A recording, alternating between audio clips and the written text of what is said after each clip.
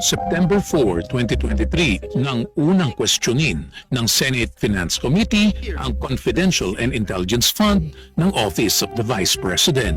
My main subjects of debate with the OVP na yung Confi and Intel funds mas properly lodged talaga dun sa ibang line items ng opisina mismo o sa mga intelligence agencies talaga. November 9, 2023, sa Senate Budget Deliberation, tuluyan ang inurong ng Office of the Vice President ang paghingi ng confidential fund.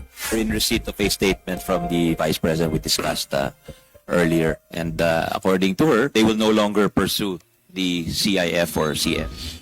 August 27, 2024, sinimulan ng House Committee on Appropriations ang pagdinig sa 2025 budget ng Office of the Vice President. Dito, nagtanong na rin ang ilang mambabatas sa paggamit ng OVP ng confidential fund.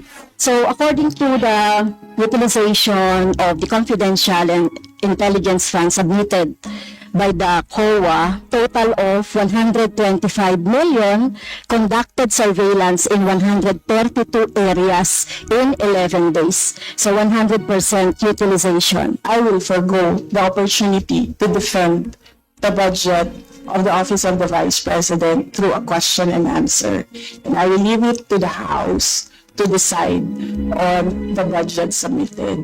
Since ayaw magpaliwanag ang BP, so ibig sabihin nito, yung paggastos ng 125 million ay na pera ng taong bayan ay hindi maipaliwanag. Hindi pwede yung ganyan na yung tactics na ganyan na parang parang sorry for the pusit, na kapag nasusukol na ang pusit ay nagaano ng maitim na tinta. So ayaw natin ng ganun, Madam Chair, kasi yung atin namang pinag-uusapan dito ay budget. I request that the chairperson of the Finance Committee preside over this hearing. With due respect, you are not allowed to do that. This is about transparency and accountability, and it doesn't exempt the Office of the Vice President. Natapos ang pagdinig nang hindi naresolba ang mga katanungan sa Confidential and Intelligence Fund. She may not like my answer. She may not like how I answer. She may not like the content of my answer. But I am answering. September 10, 2024, sa ikalawang budget briefing ng Committee on Appropriations, walang dumalo mula sa Office of the Vice President. Madam Chair, so ibig sabihin wala po ni isa na dumating from the Office of the Vice President para sumagot ng mga tanong ng ating mga colleagues, Madam Chair. That is correct. But Madam Chair, she is accountable to the people and she has this sworn duty to the Constitution, being the head of the agency, to be here. September 18, 2024, nagbukas ng investigasyon ang House Committee on Good Government and Public Accountability. Dumalo si Vice President Sara Duterte, gayunman. Ang nasa rules ninyo, witnesses lang po ang nag-o-oath. Wala po kayong rules sa resource persons. Please your right hand. Do you solemnly swear that the statements you will give before this committee shall be the truth, the whole truth, and nothing but the truth, so help you God?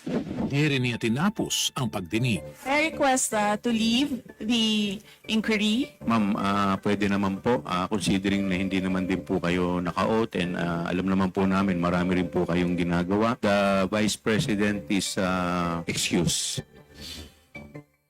September 25, 2024, hindi dumalo ang Vice Presidente sa pangalawang araw ng investigasyon kung saan lumabas ang ilang aligasyon.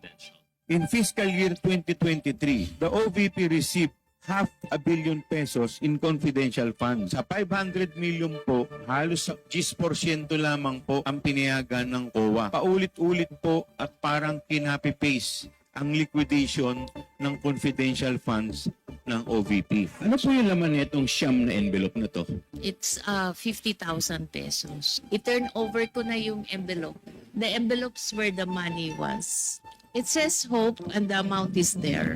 October 17, muling hindi sumipot ang top officials ng DepEd. Napilitan ng mga kongresista na isabina ang mga ito. Lumabas muli sa hearing ang questionableng paggamit ng confidential funds ng OVP.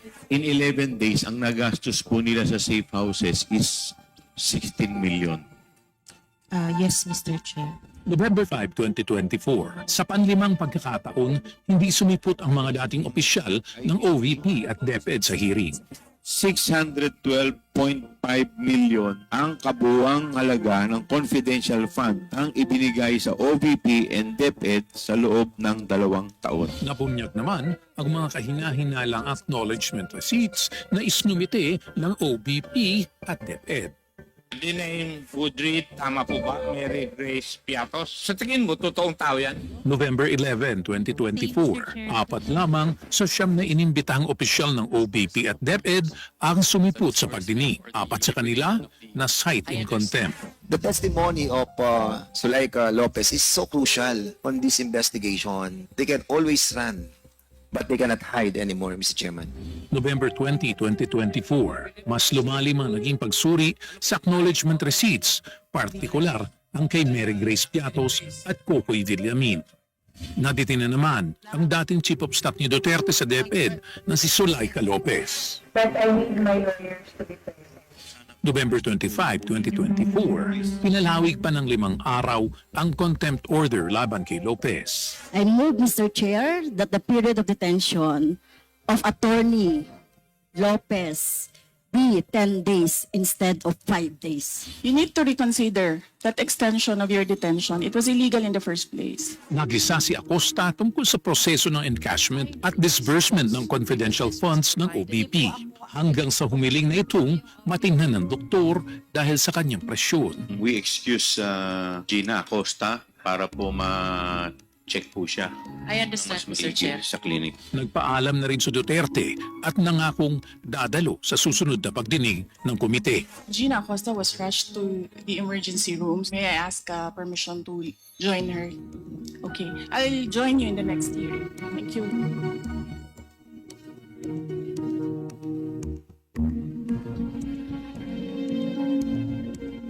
Ngayong Lunes, gaganapin ang pagdinig ng House Committee on Good Government and Public Accountability sa paggamit ng confidential fund ng Office of the Vice President at DepEd.